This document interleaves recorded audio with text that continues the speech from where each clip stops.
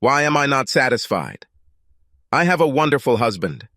I mean, he loves me with every breath. Of course, I love him now and have loved him for many years. He provides great support to our family. The girls adore him. He's a great person to be around.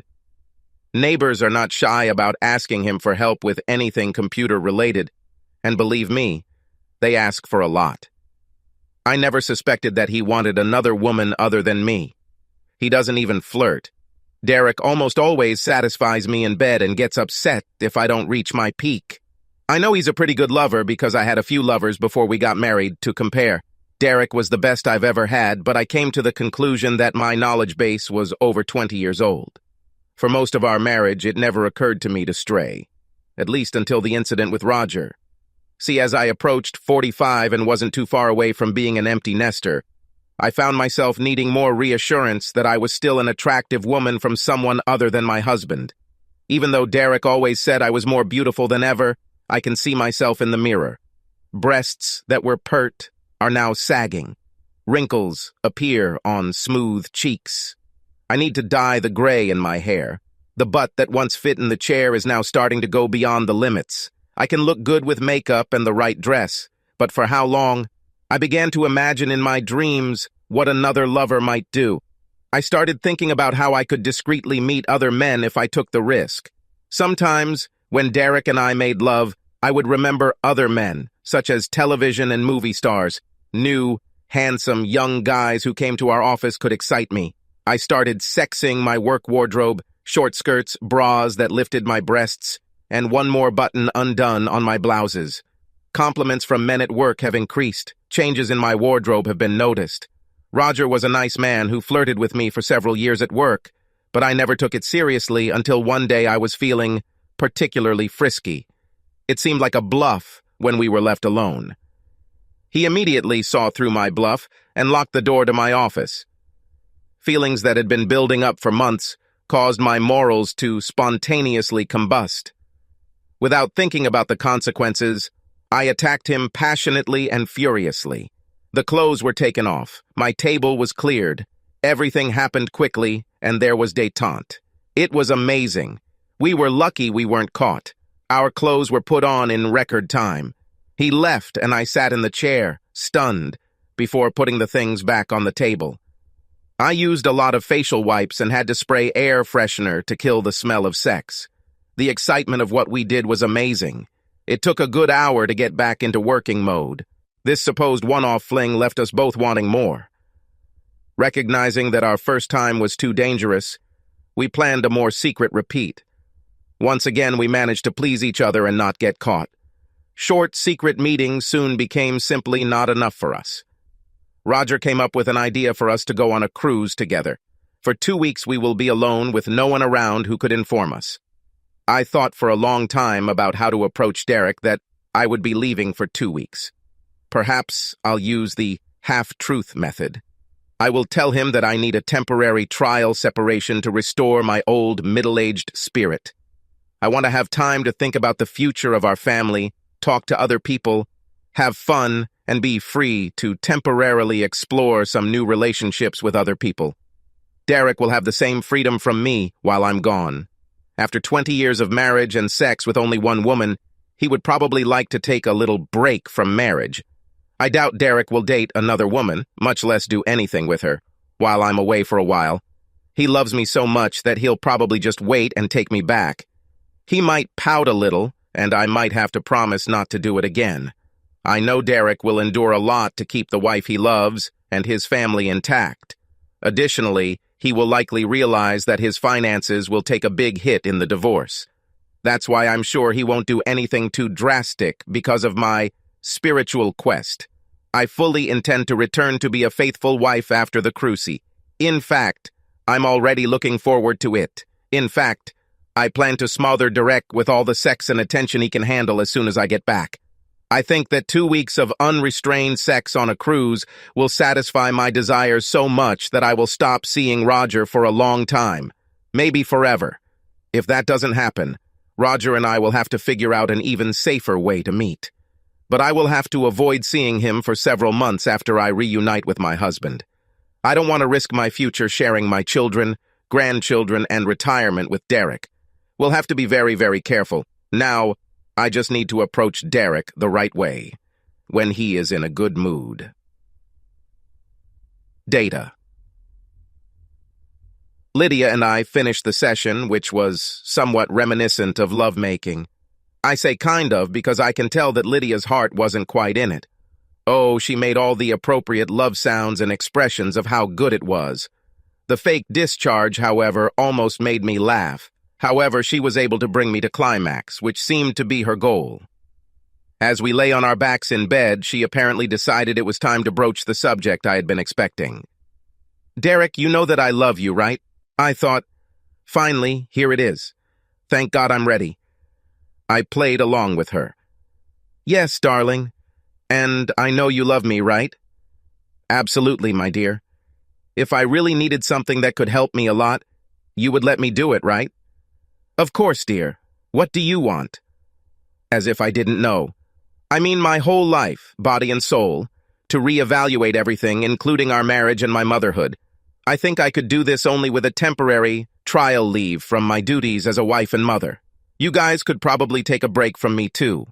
We will all feel better when I return, rested and more dedicated than ever to being the best wife and mother I can be. I feel like I need some time to explore. "Wait, where are you going?" I went out into the corridor and shouted towards the girls' rooms. "Girls, wake up. The time has come. Bring your things to the kitchen." "Okay, Dad. We're not sleeping yet. We'll be there now." "Derek, what's going on? Why do girls come here?" "There is no need to tell them anything now. We still have a lot to discuss. We will have enough time to tell them everything. Lydia, our girls are part of the family that you just announced that you want to change.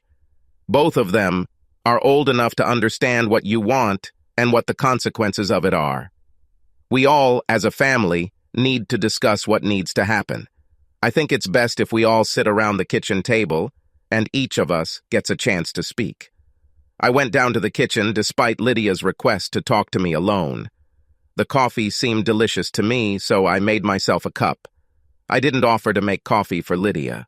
Lydia seemed to be losing courage. "Derek, you're making too much of this, honey. I'm just asking for some personal time. Leave with your boyfriend, Roger." "We know." Lydia looked shocked. "Roger? Why are you tying him up? He's just a friend at work. I need time to figure it out. How to have sex with Roger without sneaking and still be able to choose between him and me with the girls. We know." "You know? What are you talking about? I'm just suggesting that you take a little break and let me neglect your responsibilities as a wife and mother. Well, we'll give you a break. Only we call it a divorce, not a trial divorce or a vacation from marriage." "Derek, you are overreacting to my words. There is no reason to talk about divorce. It will just be September. Girls, why do you need your suitcases?" "Girls, I'm very sorry. I couldn't wait. Why don't you talk to your mother while I go get my suitcase?" I went upstairs, but voices were coming from the kitchen. "Girls," Lydia spoke, "I'm afraid your father has the wrong idea about what I asked." Alicia spoke first. "Be truthful, Mom. We have known for several months what you and your lover are up to." "Well, I have no idea what you're talking about." "Yes, of course," Eddie intervened. "We're talking about your Wednesday lunches that turned into quick Wednesday lunches that are about to turn into a 2-week cruise with Dodger Roger." "What? You can't know. I mean, I didn't do anything like that. Roger is just someone I have lunch with sometimes." Alicia took the initiative into her own hands. "Oh, really? The first time you two decided to take your lunch break in your executive inn room, your dad got a call. Your office was looking for you. You and Roger have exceeded your hourly lunch limit. Dad said he has no idea where you are. When you returned home that evening, he made up a story about how he came to pick you up after dinner and didn't find you. You lied and told him you were dating your boss." "It wasn't a lie. It was the honest truth. I was at a meeting with Mr. Albright. The secretary must have made a mistake. You know, she's not the most reliable person in the world." "Since when did Roger become your boss in the room at the executive inn his office?" "In any case, that's when Dad decided to hire a private detective." We have a lot of videos and photos. It's true, Mom. This loser is not nearly as good looking as our father. You became a cheater in your old age. How dare you talk to your mother like that? How dare you do what you do instead of acting like our mother? I heard Lydia answer with some anger in her voice. If your father suspected something, why didn't he tell me directly and stop me? He clearly didn't think it was that important. I think it was Alicia who said, Mom, you have a ring on your finger that says, Daddy should never tell you not to have sex with another man. You agreed to renounce everyone else in your marriage vows. Dad said that if he had stopped you this time with Roger, your desire for another man would have only been temporarily put on hold. By the time you are ready to try again, you would have learned to hide your deception better. Well, he could have said something. He should have said something if it was bothering him that much. It just shows that he doesn't care whether I enjoy another man's innocent attention or not. I don't understand why he suddenly became so jealous. No, Mom. He didn't tell you anything because he needed time to prepare. His lawyer and accountant were working to stop you from getting your dirty little hands on his money in a routine divorce. He didn't want the threat of financial ruin to influence his decision whether to stay married or not. A few weeks later, he came to us and told us what was happening. He showed us a video. What we saw and heard disgusted us. Eddie and I told him we were on his side. The Pope explained that modern divorce laws favor the wife no matter what she has done to break her marriage vows.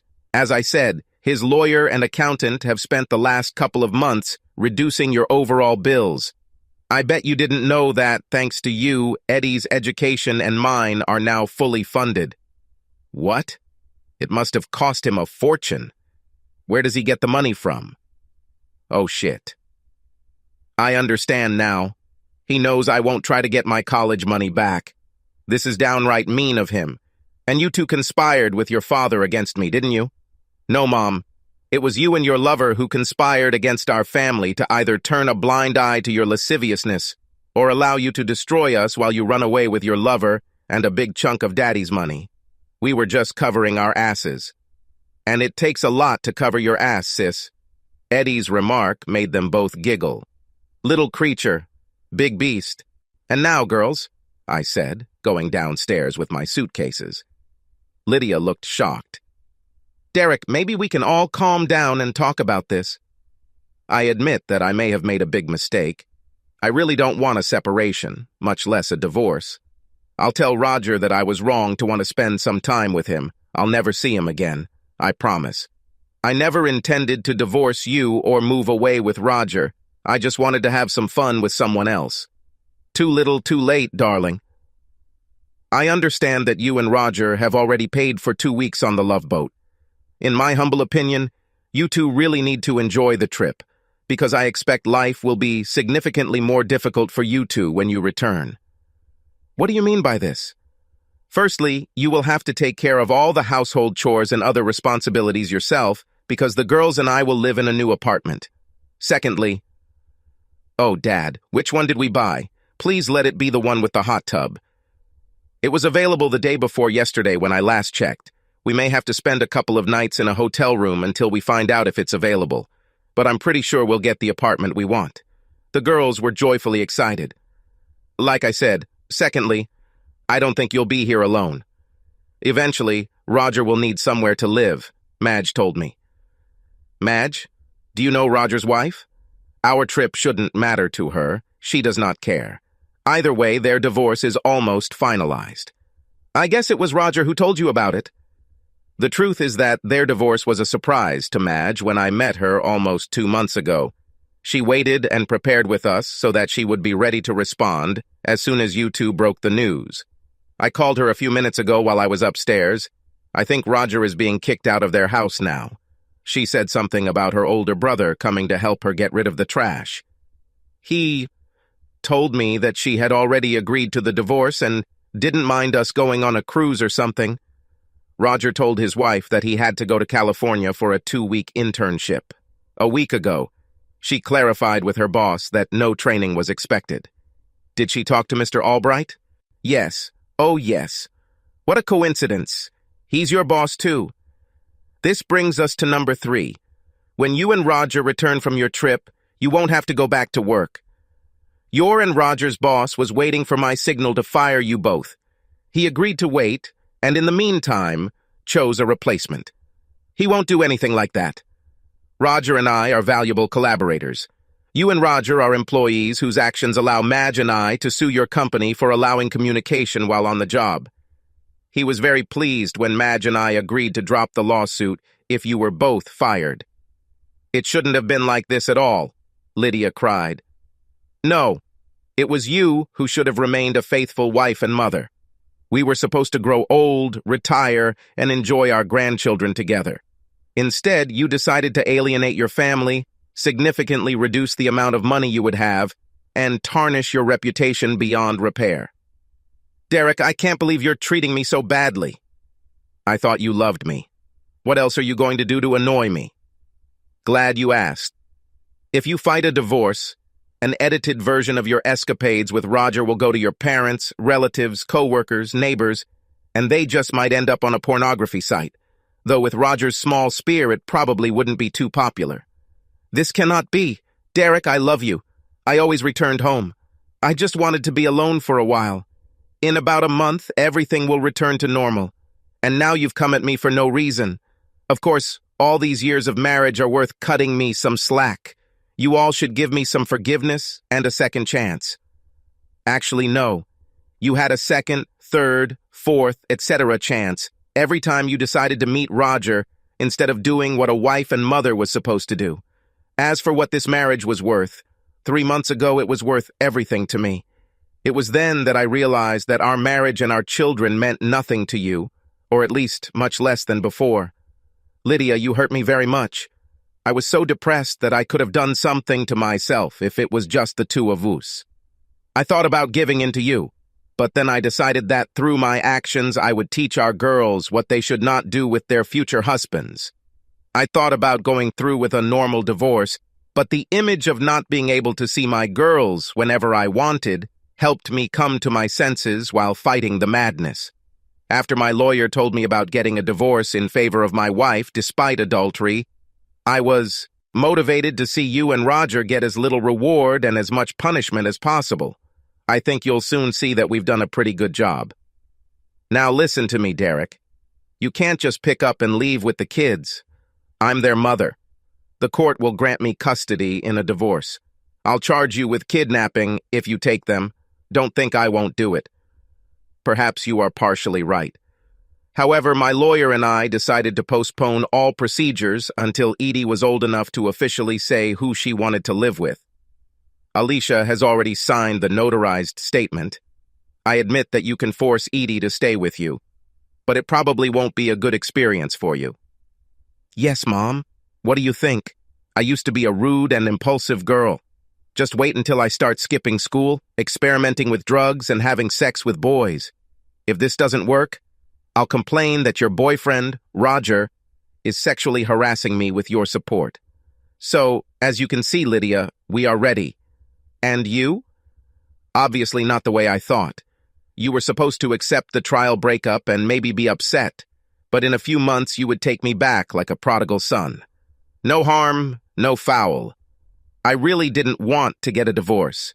I just wanted you to think that divorce is too much to pay for my vacation for a couple of months. Now, I don't know what to do. It's none of my business at the moment, but I would suggest trying to figure out how you're going to survive with a house and its bills without a regular income.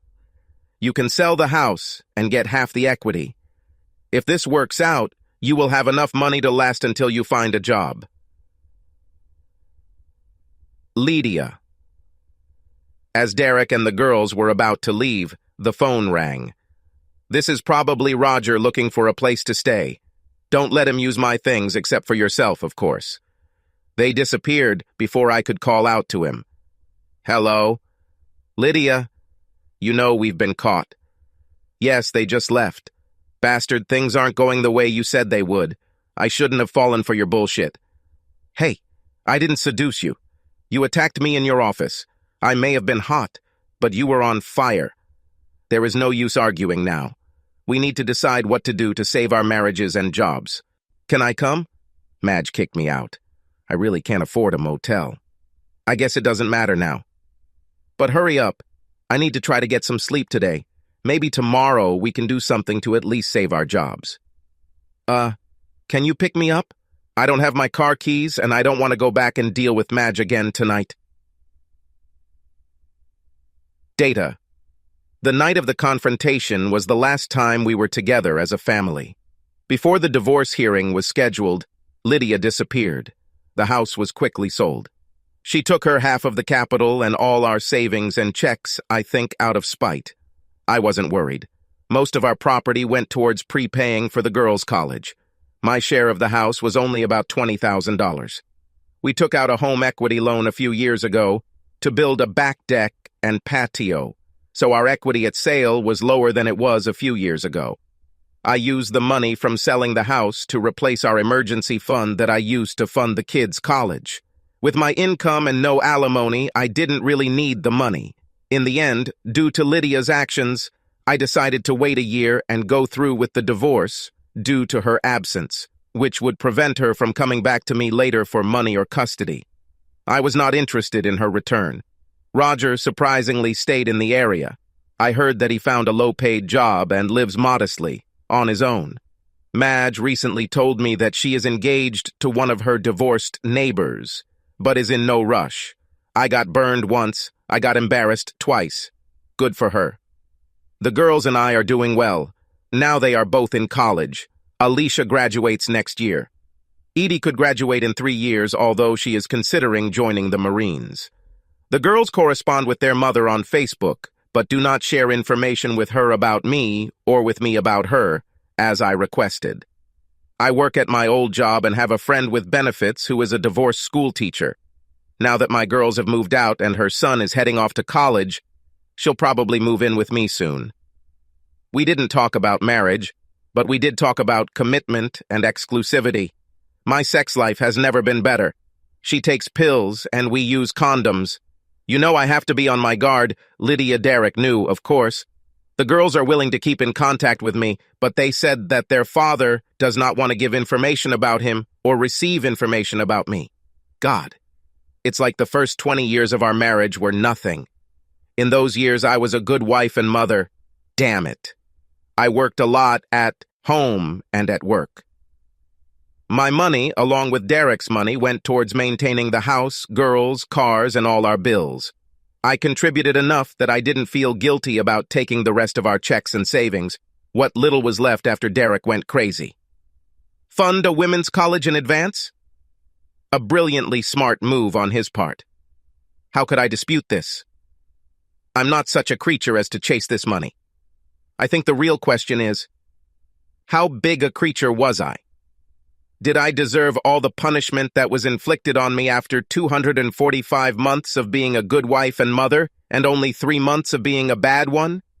I didn't deserve what happened to me, at least not everything. In fact, it wasn't 3 months of bad behavior, but 3 months of stupidity. Roger wasn't such a good prize. Much of its value lay in the thrill of secrecy and the thrill of taking such risks. Once I faced the consequences, the value of my relationship with Roger dropped to 0. The poor guy wanted to move in with me, said I owed him for ruining his marriage. Why did I leave the city? I was an unfaithful wife and a liar, and with the photographs to prove it. I felt like everyone knew what I did. I didn't trust that Derek wouldn't release the video and add to my embarrassment in front of the people who knew me. Overnight, he transformed into Dr. Avenger. When I left, I hoped to start over until Derek calmed down and thought about taking me back. So here I am, waiting. I have a good job. I worked in finance for a health insurance company. I was the one who had to discuss with clients why they should pay any money, even if they have insurance. Now I work at a hospital trying to explain to people why they should pay the hospital any money when they have insurance. Fortunately, Mr. Albright, my former boss, was honest about my abilities and why I was fired. My new boss said he was willing to take the risk of hiring me, but warned that any whiff of my lecherous smoke would be a reason for him to put out the fire. I have a nice little apartment. I don't need much. I don't have much of a social life. Unfortunately, I spend a lot of time on a special chat site for women who have been dumped for cheating. It's amazing how well I got off compared to some of the women in the chat. Hey, I still look good. Derek knows that I can be a good wife and mother. Does he really want to go through the whole middle-aged dating scene for a new wife? I'll wait a little. I hope the girls will finally crack down a little more and work on their dad for me. Derek was preparing for our divorce. I will prepare for our reconciliation. I spent a lot of time thinking about the good years. It's not difficult. A song, a picture, a smell, a word, and I go to the land of memories. My heart hurts strangely when I do this. I cry often. I can't believe Derek doesn't do the same, especially when he's with the girls. How many of his memories of girls include me? He must miss me. He must. We meant too much to each other for me to stop mattering to him. Derek, please find that place in your heart that still wants to love me, wants to forgive me, wants to give me a second chance. I will never betray you again. I was stupid to throw away 20 wonderful years of walking the same path together. I hope he won't be so stupid and will forgive me after such a small zigzag. Will it come true? Subscribe to our channel so that your second chaff doesn't cheat on you, and go ahead and listen to the next story, because this story is nothing compared to the next one. If you're under 18, don't even think about listening to the next one.